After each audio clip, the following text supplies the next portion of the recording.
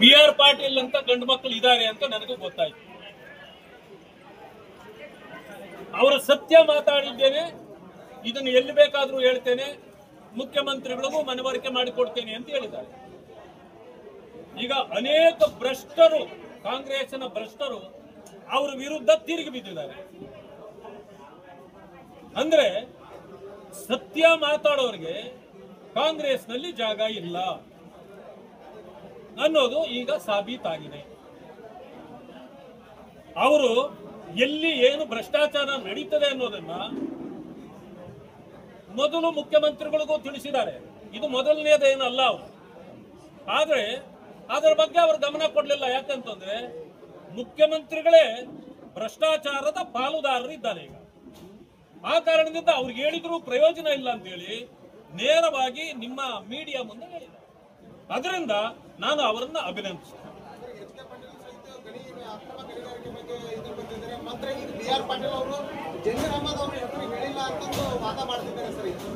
ಯಾರು ಯಾಕೆ ಹೇಳಬೇಕು? ಅದಕ್ಕೆ ಮಂತ್ರಿಗಳು ಅವರಲ್ವಾ? ಅವರೇನಾದ್ರೂ ಅದಕ್ಕೆ ಅವ್ರ ಮಂತ್ರಿ ಅಲ್ಲದೆ ಇದ್ರೆ ಅವ್ರ ಹೆಸರು ಹೇಳೋದು ಬೇಕಾಗಿಲ್ಲ. ಯಾರು ಅದರ ಮಂತ್ರಿ ಆಗಿರ್ತಾರೋ ಅವರು ಅದರ ಇದನ್ನ ಅಪಾದನೆಗೆ ಅವರು ಉತ್ತರ ಕೊಡಬೇಕು, ಅವರೇ ಅದನ್ನು ಒಪ್ಕೊಳ್ಬೇಕು.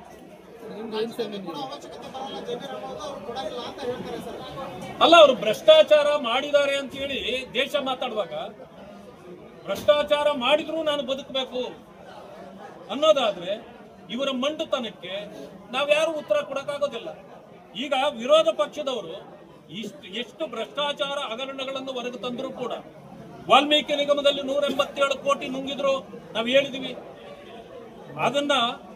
ಅದನ್ನ ಸದನದಲ್ಲಿ ಒಪ್ಪಿಕೊಂಡಿದ್ದಾರೆ ಮುಖ್ಯಮಂತ್ರಿಗಳು, ಆದರೆ ರಾಜೀನಾಮೆ ಕೊಟ್ಟಿಲ್ಲ. ಮೂಡಾದಲ್ಲಿ ತಾವೇ 14 ಸೈಟ್ಗಳನ್ನು ನುಂಗಿದ್ರು. ಅವ್ರು ಹೇಳಿದ್ರು ಯಾರಿಗೂ ನಾನು ಜಗ್ಗಲ್ಲ ಬಗ್ಗಲ್ಲ ಅಂತ. ಹೌದು, ರಾತ್ರೋರಾತ್ರಿ ನೀವು ಯಾಕೆ ಜಗ್ಗಿದ್ದು? 14 ಸೈಟ್ಗಳನ್ನು ವಾಪಸ್ ಯಾಕೆ ಕೊಟ್ರಿ? ಅಂದ್ರೆ ನೀವು ಕದ್ದಿದ್ದಕ್ಕೆ ವಾಪಸ್ ಕೊಟ್ರಿ ಅಲ್ವಾ? ಅಷ್ಟೇ ಅಲ್ಲ, ಇನ್ನೊಂದು 5 ಎಕರೆ ಜಮೀನು ಪ್ರಿಯಾಂಕಾ ಖರ್ಗೆ ಅವರು ವಾಪಸ್ ರಾತ್ರೋರಾತ್ರಿ ಕೊಟ್ರಿ. ಯಾಕೆ ಕೊಟ್ರಿ?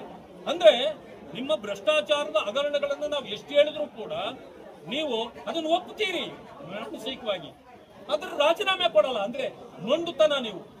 ನೀವು ಬಂದಿರೋದು ಇದು ಲೂಟಿ ಮಾಡ್ಲಿಕ್ಕೆ ಹೊರತು ಜನರ ಸೇವೆ ಮಾಡ್ಲಿಕ್ಕಲ್ಲ ಅನ್ನೋದು ಇದರಿಂದ ಪ್ರೂವ್ ಆಗಿದೆ.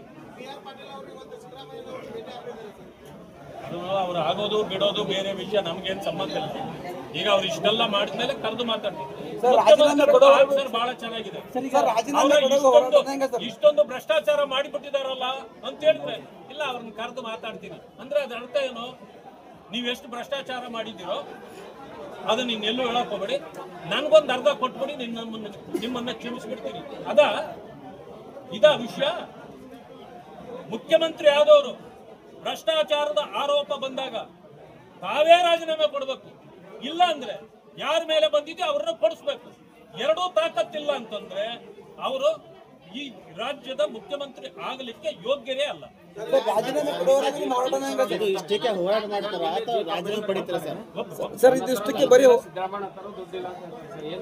ಪಾಪ ಅವರು ಸತ್ಯ ಒಪ್ಕೊಂಡಿದ್ದಾರೆ.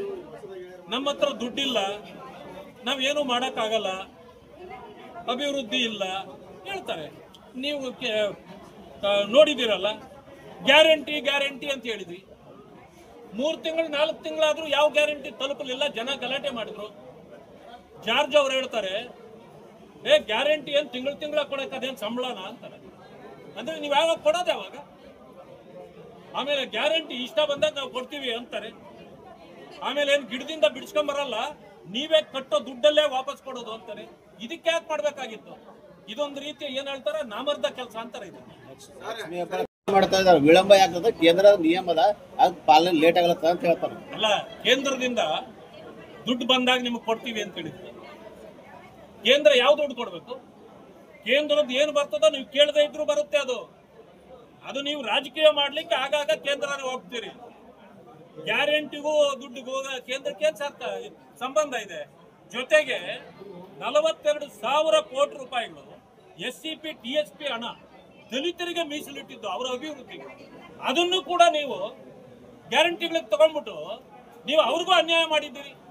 ಎಲ್ಲರಿಗೂ ಖಜಾನೆ ಹಣ ಕೊಟ್ಟು SCP ಹಣವನ್ನ ಅವ್ರಿಗೆ ಕೊಡ್ತಾ ಇದ್ದೀರಿ. ಇದು ದೊಡ್ಡ ಮೋಸ.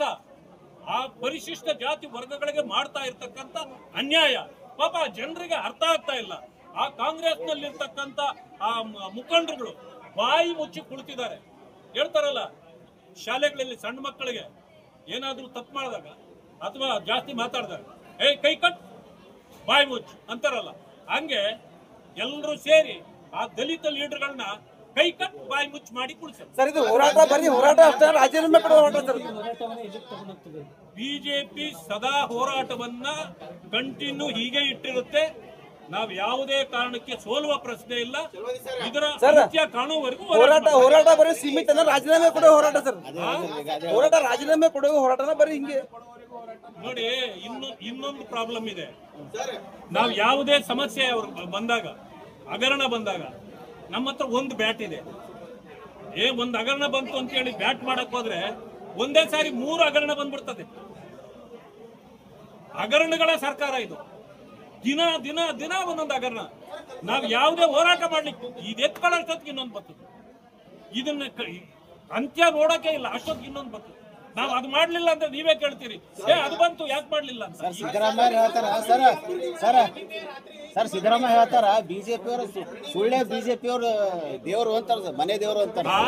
ಸಿದ್ದರಾಮಯ್ಯ ಸುಳ್ಳೆ ಬಿಜೆಪಿ ಅವರು ಮನೆ ದೇವರು, ಬರೀ ಸುಳ್ಳು ಆರೋಪಗಳು ಅಂತಾರೆ. ಈಗ ಸುಳ್ಳುಗಳ ಸರ್ದಾರ ಯಾರು ಅಂತೇಳಿ ಈ ರಾಜ್ಯಕ್ಕೆ ಸಿದ್ದರಾಮಯ್ಯ ಅನ್ನೋದು ಬಾಯಿಪಾಠ ಆಗೋದು. ಅವರನ್ನ ಜನ ಏನ್ ಕರೀತಾರ ಅದು ನಮ್ಮ ಕಡೆ. ಸರ್ಕಾರ ವಿರುದ್ಧ ಸರಣಿ ಶಾಸಕರು ಆರೋಪ ಮಾಡ್ತಾ ಇದ್ದಾರೆ.